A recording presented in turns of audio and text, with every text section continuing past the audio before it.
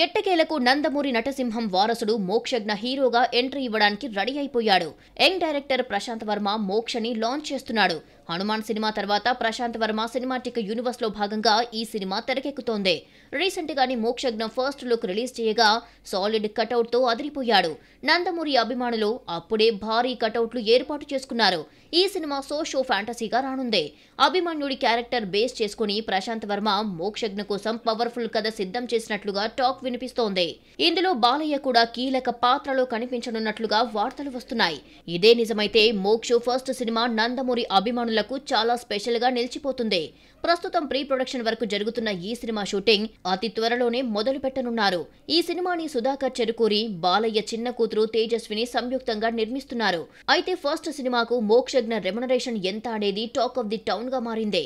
Social media talk ప్రకారం ఈ చిత్రం కోసం మోక్షజ్ఞకి నిర్మాతలు ఏకంగా 20 కోట్ల రెమ్యునరేషన్ ఇస్తున్నారట. ఇదే నిజమైతే ఫస్ట్ సినిమాతో హైయెస్ట్ పారితోషికం అందుకుంటున్న హీరోగా మోక్షజ్ఞ రికార్డు క్రియేట్ చేసినట్టే. ఎందుకంటే టాలీవుడ్ లో స్టార్స్ వారసులుగా ఎంట్రీ ఇచ్చిన ఏ ఒక్క హీరో కూడా డెబ్యూ మూవీతో ఈ రేంజ్ రెమ్యునరేషన్ తీసుకోలేదు. అయితే మోక్ష రెమ్యునరేషన్ విషయంలో ఎంతవరకు నిజముందనేది తెలియాల్సి ఉంది.